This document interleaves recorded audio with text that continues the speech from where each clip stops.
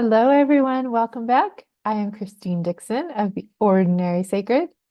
And it was so fun last week being with many of you, or maybe you were able to watch the recording of the Identifying and Releasing Cultural Burdens kind of mini workshop. Um, I was on the roof of the restaurant here, this lovely place where we're staying in Ecuador, and we have no power, or we had no power at the time, so I had to use my phone as a hotspot, and it worked. My parts were in kind of a roller coaster of emotion before that, but just so grateful to be able to be live after a while, not being live with a group. And so today, what I want to do is to really go over some of those slides that I skipped over in a little more detail. And the topic is, how do we wake up from our cultural conditioning? Because it's so integrated into our psyches, sometimes we don't see it. So there's lots of different ways that we can wake up to it and really return to our authenticity and our freedom of choice. Because our cultural conditioning puts a lot of shoulds and have tos, and you must do this. So there's a lot of control, and we follow it in order to survive. But when we wake up to it, we have a choice to follow it or not, depending on our unique makeup or the moment that we're in. And so being awake and conscious and intentionally making choices that value ourselves and value other people is really what I think living consciously means. So, okay, I'm going to share my screen and hopefully this works. There we go. And I'm going to try to increase myself so that you can see me and my expressions. Shout out to Carmen if you're watching this for recommending that I do that. I didn't even know it was possible before. Okay, so how do we wake up from our cultural conditioning? I'm going to go over this slide really quickly because I did go over it in the workshop. And if you haven't seen the workshop, you can look at the video right before this one. If you'd like to, we do a collective unburdening of each cultural conditioning that we identify for ourselves. Okay, so again, we're born connected to our authenticity. So when we wake up, for me, it's really a returning home to the knowing that we were born with, the authenticity of what our needs are. You know, babies cry when they're hungry, when they're tired, when they need connection. They're not afraid to express what their authentic needs and desires are. And so we're returning to that. But what understandably, the reason why we lose connection to our authenticity is through trauma, when we were neglected or hurt, when we were authentic, when our needs were expressed or our desires are expressed, attachment wounding, again, when we were ignored or our needs were not met when we cried out for them, and cultural conditioning, which is what this is about. Again, just the cultural scripts of how we must be, right? You must sit all day in the classroom, and you must only need to pee during recess or lunch. You can't listen to the authentic urging of your body that you need to use the restroom because this is the way it is in this context. And that's just a very small one, right? But you know, you must not speak ill of your parents or of your family. You must uh you know, there's so many that we identified, so I won't go through all of them. So we have to choose belonging over authenticity, as Gabor Mate says. 9 times out of 10, when we're young, we will choose connection with our caregivers and then later our peers, rather than own up to the authenticity of our likes and dislikes or our identity if it threatens our survival socially. So how do we return to our authenticity? The first one, which is very, very common, is suffering. And it's when we get to the edges of what we're told is the right thing or the thing we should do, and it causes us suffering and some kind of, enough suffering to where we begin to question. Another way is when we are exposed to new experiences and new cultures. We can't help but kind of compare to our own culture and say, oh, that's so interesting that they think this thing is so shameful and I don't, or I think this thing is so shameful and they don't. And you begin to see the arbitrary nature of our cultural conditioning. Another way is just to intentionally, actively question everything, like a beautiful 4-year-old child. I wonder why this, why that? Why do we do that? That's interesting, right? Another big one is to reconnect to our bodies because our cultural conditioning, the parts of whole cultural burdens, are often in our minds and our heads. They're intellectual. They're weighing what should I do? What shouldn't I do? And when we can drop from the headspace into the body and listen to the body's attraction or aversion response and the emotional guidance system that happens in our nervous system, we will have a much greater connection to our authentic choices in each given moment. Much easier said than done, though, to do that. We're going to talk about each of these in this video. And the final one is releasing our burdens, which we did in the group. So many people did beautifully last week. Just being able to go to the parts who hold those burdens. And often it's a legacy burden. It's been passed down through generations, or maybe it's just from our current culture. But our parts have held on to it because it was life or death socially. And when we're young, life or death socially equals life or death physically. So it's very difficult, can be very difficult for those parts. So they have to have a really secure relationship inside with our capital S self in order to feel have the courage to release those burdens, those expectations, and know they're going to be okay, and trust that they're going to be held. So we'll talk a little bit more about that as well. So, we live long enough in these bodies on this earth, and we will experience some kind of suffering. There's losses that are inevitable, death of loved ones, loss of pets, loss of homes, loss of dreams, all kinds of things that might shatter our illusions, right? When we experience the death of a loved one, for example, it really puts into perspective what's important. Maybe the culture tells us we need to accumulate wealth and possessions, but when we lose someone close to us and we realize you can't take these things with you, we might begin to question the cultural burden of consumerism, for example, and lots of other things about relationships and what's important in relationships and our priorities. We might experience divorce, which is similar to a death. It's a loss of a dream of a relationship with a person that you interacted with every day. And the grief that comes up from that is very painful, but also puts into perspective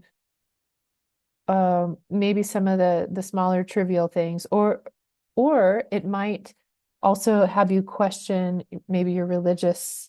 I think I talked about this in another video where I grew up with a religious cultural burden that divorce was never okay, that divorce meant you're giving up on marriage. And it wasn't until I was in a very abusive relationship for 13 years and stayed in it because I didn't believe in divorce. To get divorced was very shameful. That I understood that there are reasons to separate. So I really had to question that cultural burden of it's never okay to divorce. And then I think I said, when I went into divorce care group with a whole group of people, I realized everyone has legitimate reasons. You know, very, very few people divorce for light reasons. And that it's okay to choose ourselves over a relationship because we don't ever have control over another person. And I realized there's actually these three options. One is where, you know, the ideal is where both people are growing and they're growing toward each other together in this beautiful relationship, but they each only have control over themselves, right? And the other we think of is, oh, well, you get divorced and you separate, right? So let's say one person is pursuing health for themselves, but they can't control the other person and they're not. There's kind of this inevitable separation that will happen. But to me, the worst case scenario is actually when two people stay together, but they're both not committed to their own health and in a very unhealthy space. And so they're staying together, but they're moving further apart and they're extremely miserable. This is the worst case scenario. But if one of these people turns around and pursues health and values themselves, um, there's inevitable such separation, which is, of course, painful. But this is much better. At least there's one person pursuing health and wholeness than two people who are not. And of course, if the other person is also pursuing health, that's ideal, but we just can't control that. There is a giant ant on the computer. Hello, on the mouse pad. So another one would be illness or medical trauma, which I've experienced all of these. Um, sorry. Bye, ant. Exploring the chair. Sorry. So, um, yeah, so with illness, it's very difficult because you begin to question. I, for me personally, my experience was ideas about caretaking and caregiving and my own worth. I mean, it really got to the core of, am I worth anything if I'm not productive, if I'm not giving and caretaking other people? So there was a lot of messages of your worth is based on your productivity, um, on your level of health, right? So that can be one of them, the things that you're not able to do that you might have taken for granted.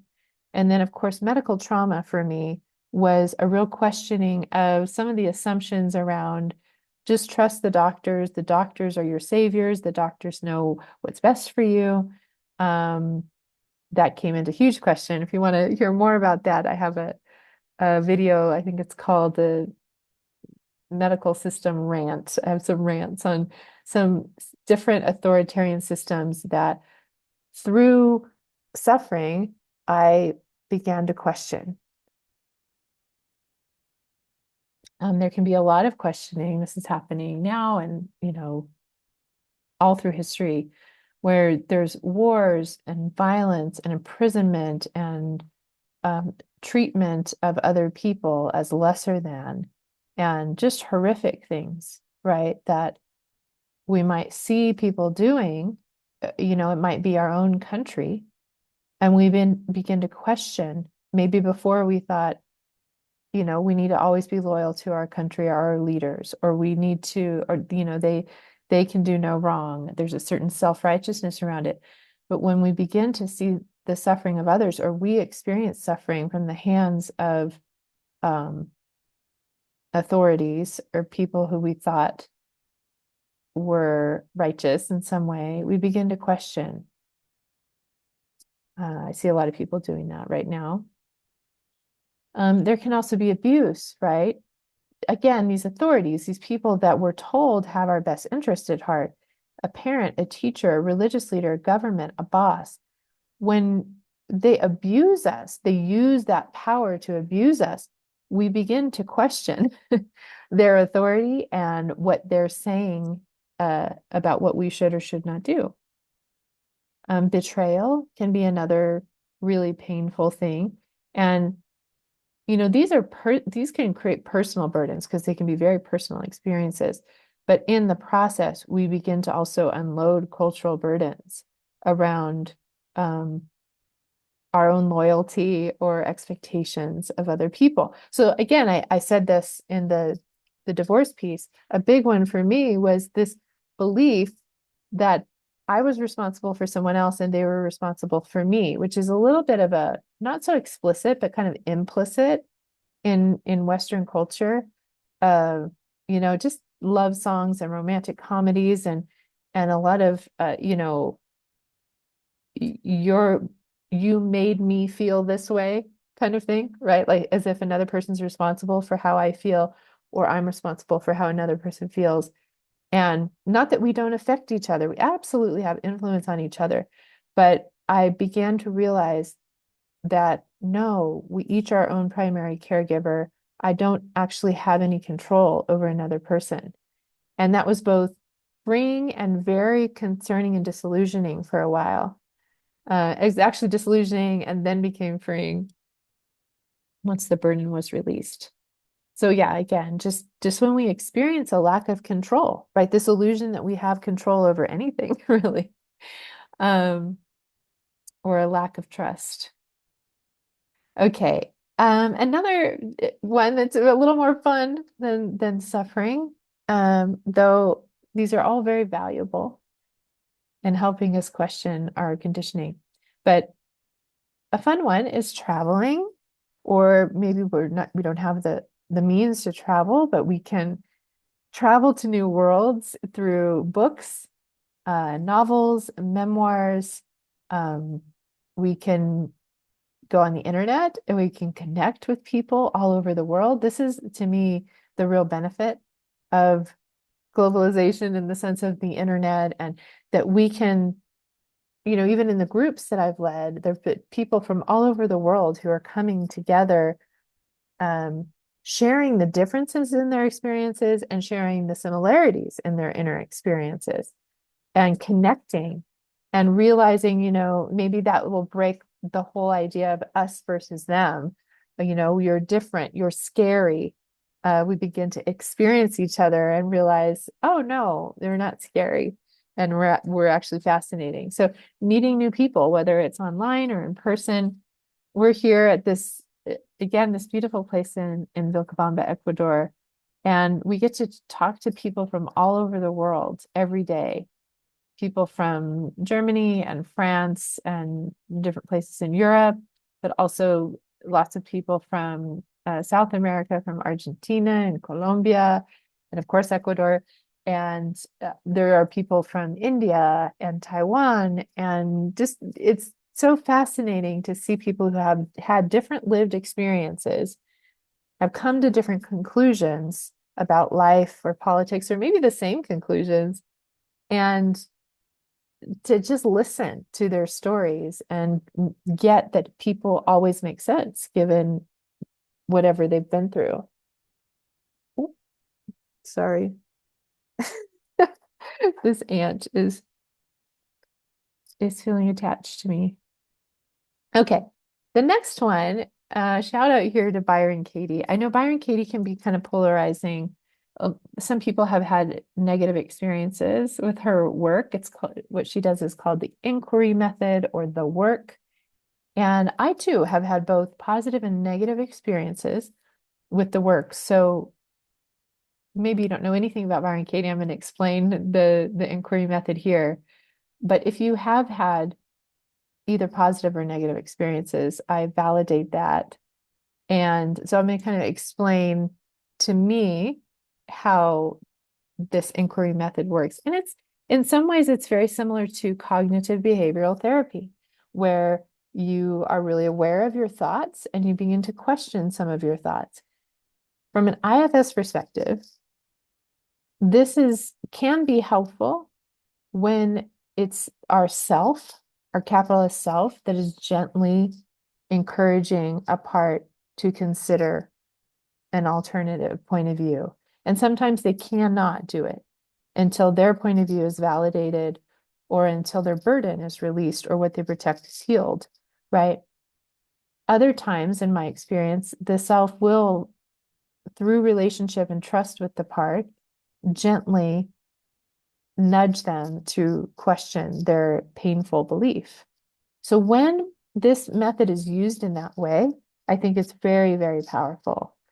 When it's used from a managing part, and often I know this because there is some shaming or some controlling or agenda, you know. You need to look at it from a different point of view. What's wrong with you? Is this true? No. There's a little bit of attitude in the approach. That can be very, very unhelpful when a part's perspective is not validated. Okay. So I'll just lead you through this exercise if you would like to do it, or you can just listen. So you might take one of the messages. We did this in the workshop, but one of the messages that you identify as maybe a cultural burden for you. For example, the one that I used was that basically having a lot of wealth is a bad thing, is a shameful thing. So let's say I were to take that. And if you're doing it, you can write it on the top of your paper. So you just want to identify a cultural belief that your parts or some of your parts have held. And then this is the Byron Katie's inquiry method. The first question is just gently, because I like to say gently, because that means, it's from self.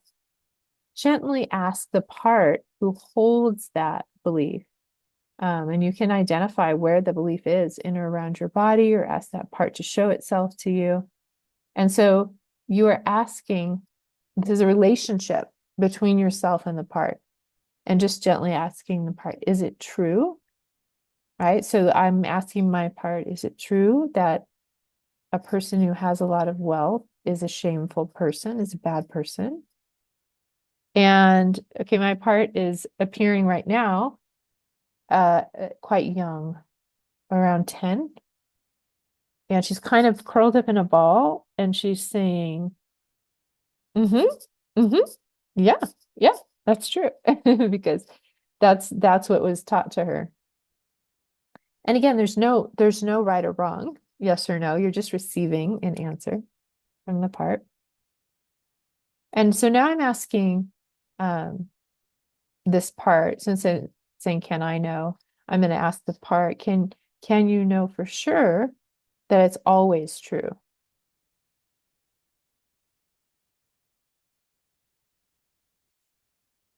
Hmm. So she's showing me people like Oprah who have a lot of money, but they use it to give a lot. She's showing me that Oprah uh, developed this school in Africa, and that she does a lot to promote really healthy things. Um, so what she's saying is like, oh, okay, so maybe it's not always true, or the person isn't all bad.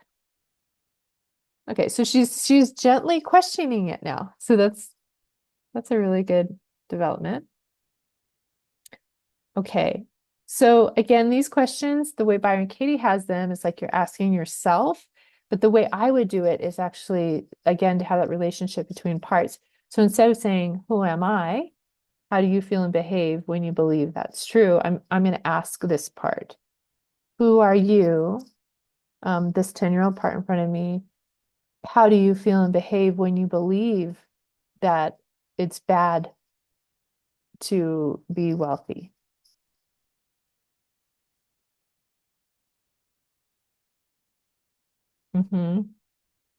Okay, so she's telling me, because she's showing me like already she's kind of like hunched over like this, kind of ashamed. She's telling me that she judges her friends who have a lot, and that she takes a lot of pride in not having a lot of things. Um, she's telling me that in many ways it's helpful to her. Like she's showing me that when she went to Mexico as a kid in a very poor village, that she saw a lot of value in the people, that it was almost opposite. Like some people looked down on the people because they were poor, but she actually thought that they were had more worth in some ways. So that's interesting. Um, she's saying there's a fear inside of her of money itself, money period.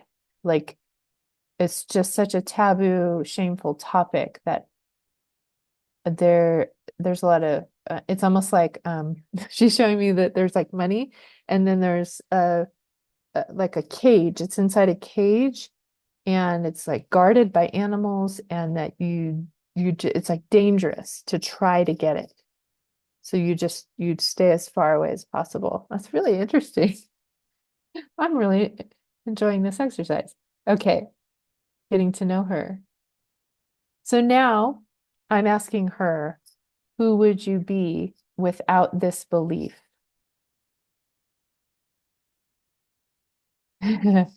Okay.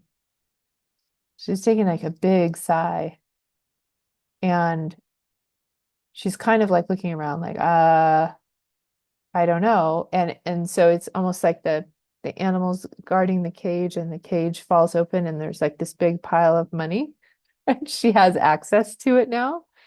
And she's kind of like, I don't know what to do. What do I do? If I'm allowed to have money, there's a sense of freedom in her.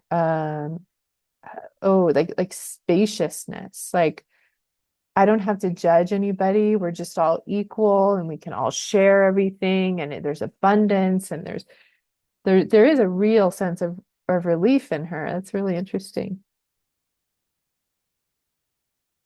Okay, and then in Byron Katie's work, there's what's called the turnaround. So you take the statement and you can play with it. It's very playful. So for example, in my statement, it is shameful to be wealthy. Um, I would just get an opposite. It's not shameful to be wealthy. And I would test that out. Does that feel as or more true? It's not shameful to be wealthy. I'm gonna ask her. Okay, so she's pointing again to Oprah and she's like, I guess it could be as true. She doesn't feel like it's more true, but it's as true. So then I can flip it another way. Like it's shameful to not be wealthy.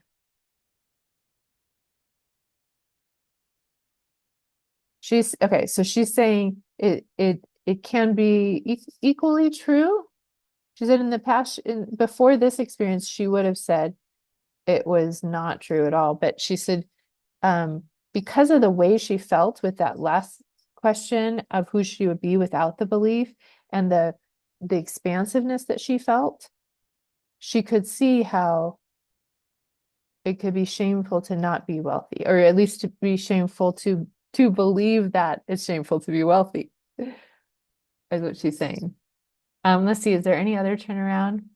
Um, it's wonderful to be wealthy. She says that could be equally true. Um, okay, so those are some examples. And again, so I encourage you to use this Byron Katie's method. And maybe instead of saying, can I know for sure this is always true? You're aware in IFS that you have multiple parts. So there will be parts who hold different points of view, and they're all equally valid. So you can see at the end of this experience with me and this 10-year-old that that was kind of the takeaway is that all these views are actually equally valid, that we're free. There's a real sense of freedom. So I hope you can use that with whatever belief your part was holding. I find it a fruitful exercise. All right. Next, a big one is reconnecting to your body compass, which includes for me your body, your traction aversion response, and your emotional guidance system. And if you want to learn more in depth about this, I have a self-paced course on my website, theordinarysacred.com. It's a total of about 5 hours, and it includes little teaching videos, some journal prompts, and there are also some videos where I'm working with someone else helping them through the process, and some group videos where I'm working with a group.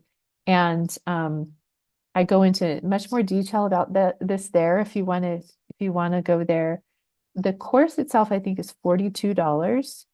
But you can also I recently added something called the All Access Pass, and it's $20 a month. So however many months it takes you, that you want to have access. But there are 4 different self-paced courses: IFS 101, IFS in Self-Compassion, which works with some inner critics and what blocks our self-compassion and our self-energy, and then nonviolent communication through an IFS lens, and your body compass through an IFS lens.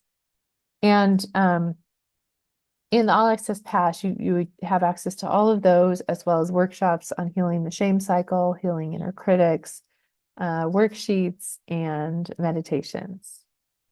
So you can go to theordinarysacred.com if you're interested in any of that. Okay, so the part of us, I said this earlier, but the part of us who holds our cultural conditioning often is in our heads or very intellectual.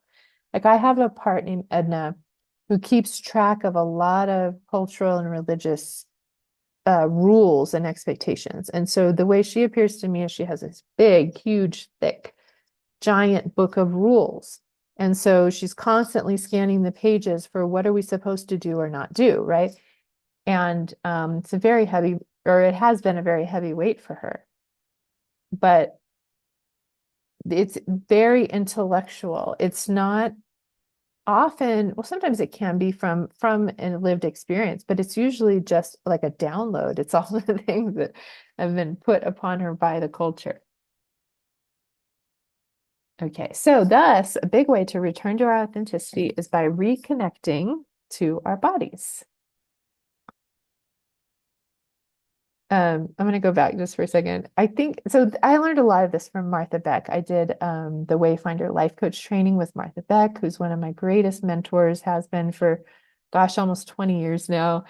And this has been one of the most valuable things I have learned from her. And she talks about, I think she was doing a TED Talk, and she asked people in the audience, "Are you comfortable?" She asked them several times, "Are you comfortable?" And they all were, "Yes, yes, yes, yes, we're comfortable."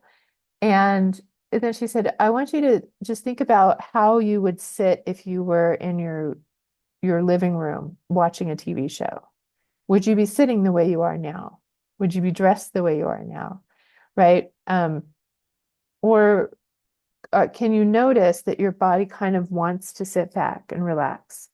Or that maybe your belly's being constricted by your belt or your pants or your shoes, or your feet are being crunched in your shoes, or things like that." And they begin to realize, actually, I'm very uncomfortable where I'm sitting now.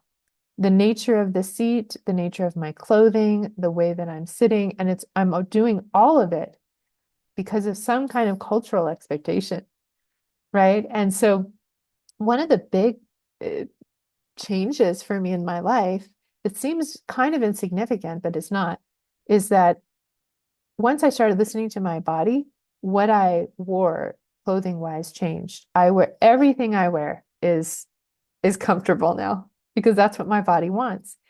And when I go up to breakfast here, they'll usually ask me, "Oh, did you go to yoga?" And I do go to yoga several times a week, but they think that I'm going to yoga every day because I'm always dressed in clothes that are comfortable. So it looks like that every day. I said, "Oh no, I wear yoga clothes every day." Okay, that was just a little aside.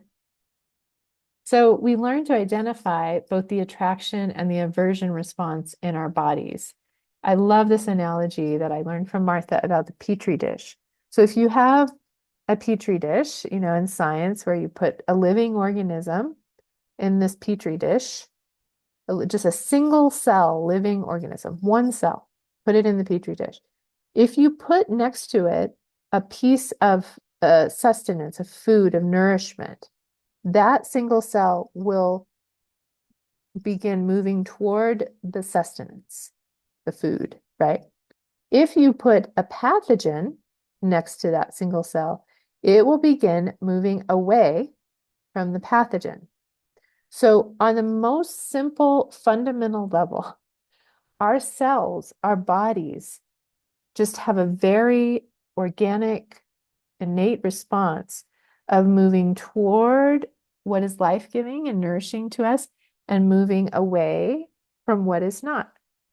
So something that some people have discovered is that, again, rather than going into our mind and weighing the pros and the cons, should I eat this orange?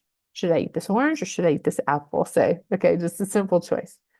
What you can do is actually hold the orange in front of you and subtly observe your body's response. And hold the apple and subtly observe. Sometimes it will move toward subtly, or it'll move back, or it'll be neutral. And when you begin to really pay attention to your body's attraction and aversion response, it will guide you through everything in life so that you can be completely present in this moment rather than saying, I must eat at this time and I'm going to eat this and then I'm going to eat that and I shouldn't eat that. And so I will never eat that.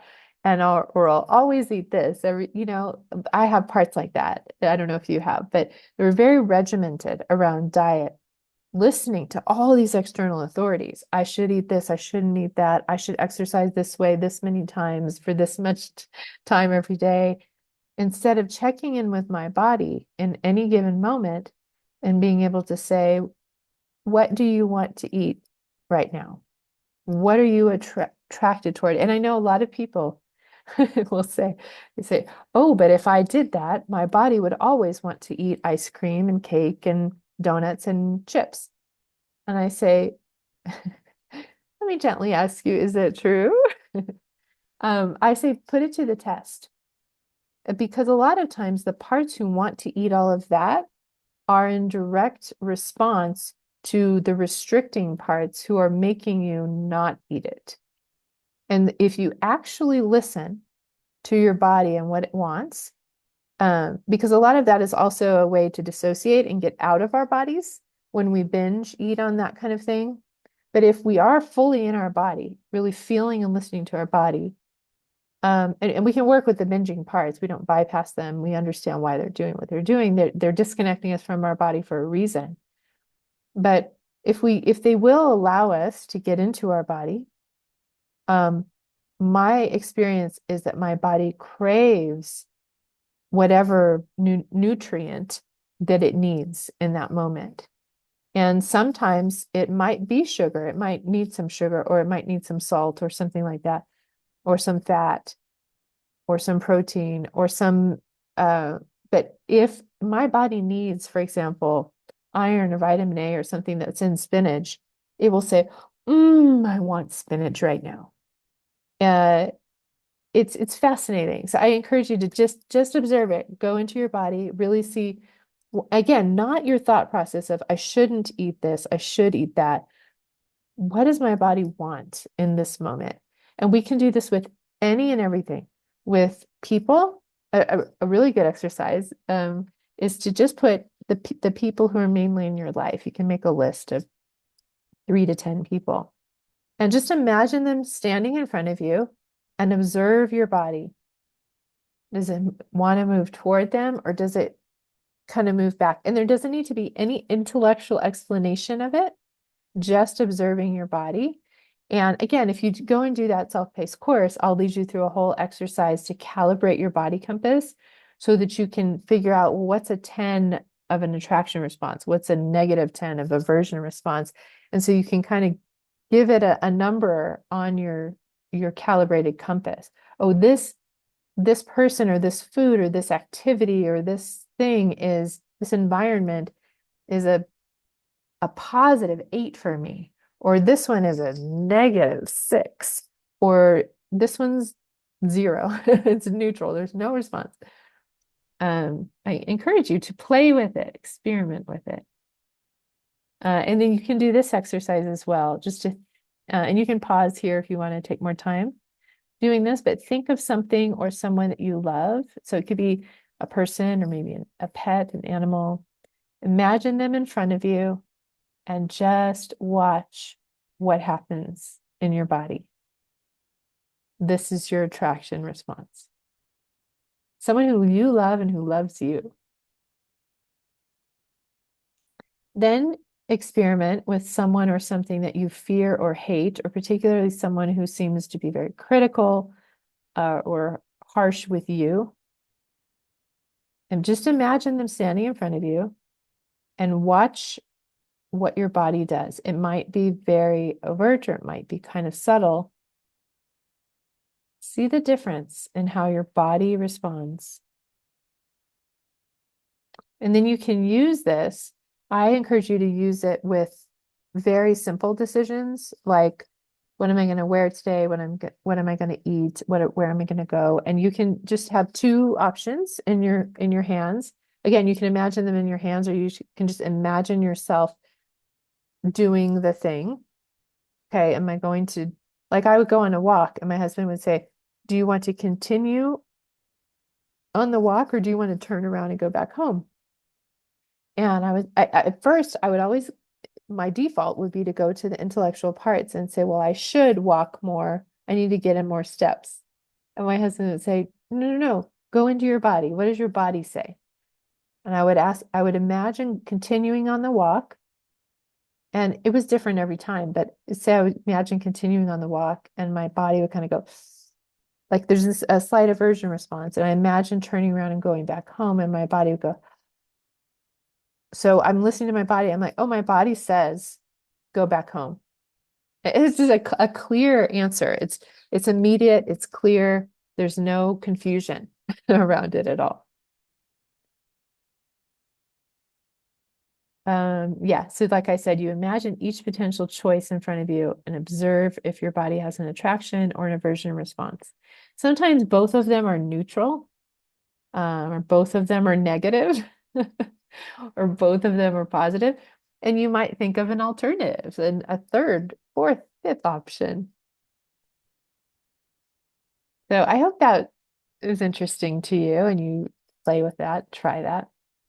Um, so a big one, again, this is huge. And of course, this is just so paramount to internal family systems, but is unburdening the parts who hold cultural burdens. So if you find yourself watching yourself override your body compass again and again. And I mentioned there's also your emotional guidance system. Again, you can get that self-paced course or the all access pass if you want to hear more about that. I think I'm going to lead a workshop maybe next month or the following month about how our parts express themselves in our bodies and our emotions. But let's say, you're getting a clear aversion response to something, but you cannot follow your body. You just override it. So this is what happened to me initially. Like, for example, my body would tell me, I do not want to continue on the walk. And there was a part of me that would force me to like continue on the walk because it had this burden of you have to get these number of steps per day or you are not a worthy, good person, you know?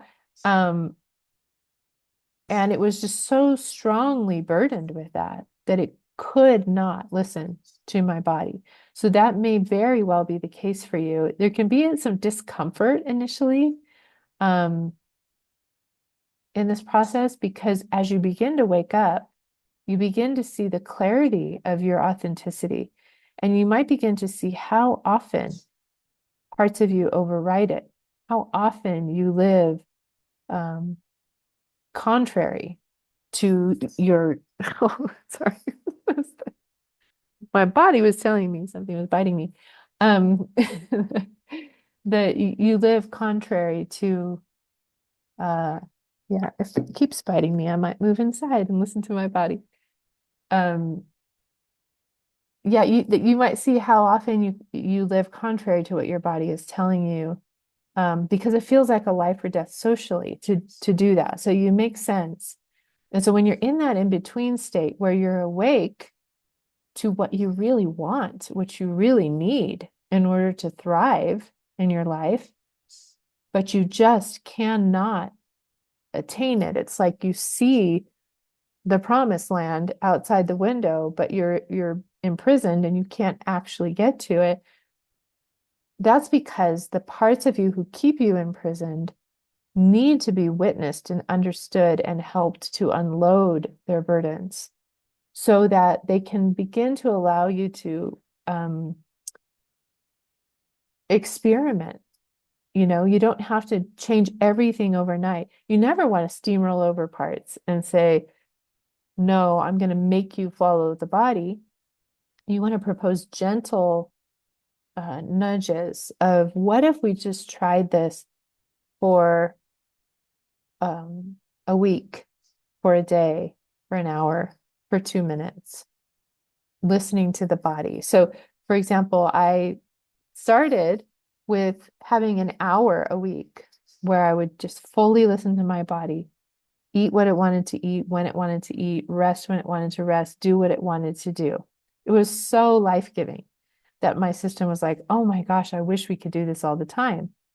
But then my parts were okay having a day. So I had whatever you want to do Wednesday. And so the whole day Wednesday was my favorite day of the week. And some parts thought if you just follow whatever you want to do, you're going to be lazy, you're going to be a hedonist, you're going to be selfish. I said, okay, I hear your concerns. Let's see. Let's see if you're right or not. And they were able to see that that was not true, that I didn't feel lazy. There were actually things that I felt motivated toward, right? That I had this attraction response toward. And I would continually throughout the Wednesday, I would lay on my bed and wait until something came to my mind that literally pulled me off the bed because, ooh, I want to do this. And it was just random things. I mean, sometimes I just wanted to research about something I was curious about.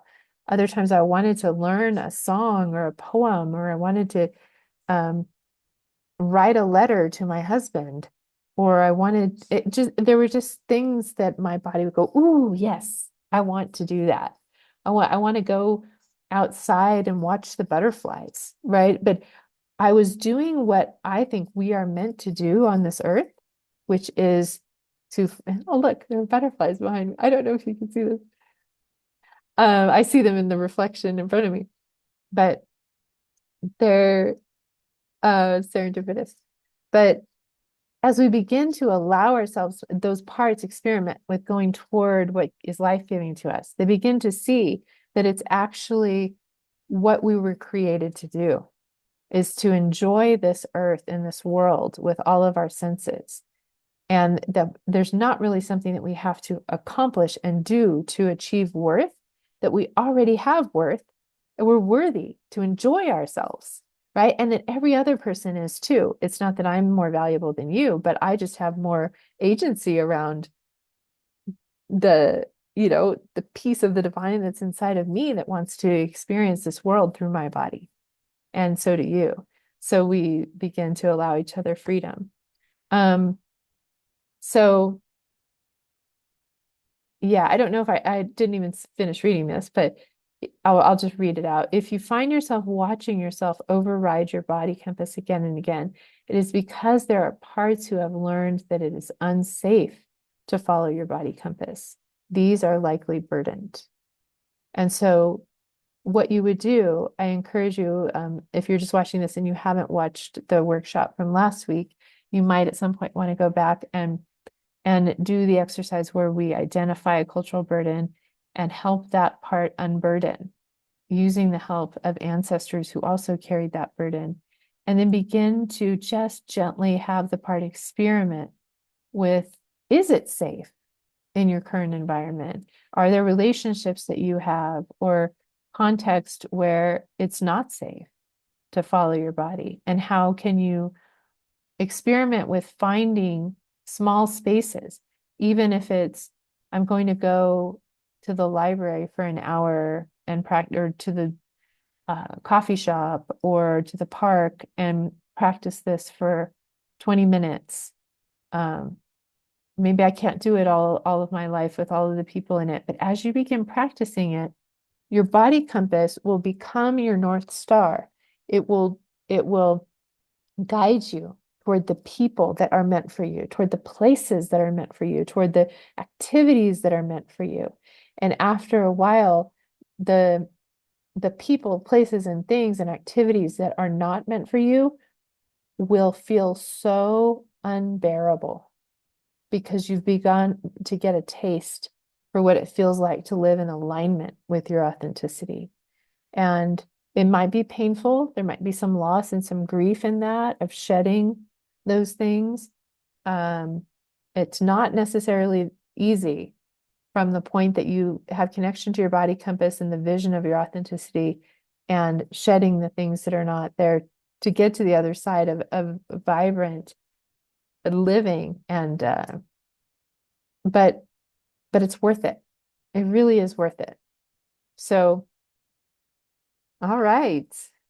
I don't know how long I've been talking here, but I did want to really get through all of those different ways that we might wake up. Again, it can be a painful process through kind of reminds me of a hero's journey. There can be obstacles along the way, difficult things that we need to shed and overcome. But it really is worth it to get to the other side and to live a life that's in alignment with our authenticity. It's in alignment with our own value and the value of others. So if you have any question about any of those different ways that we wake up from our cultural conditioning and return to our authenticity and our thriving, feel free to leave them in the comments below. Or if you have any examples, if you did any of the exercises and you want to share anything in the comments, please feel free to do that as well. See you next time.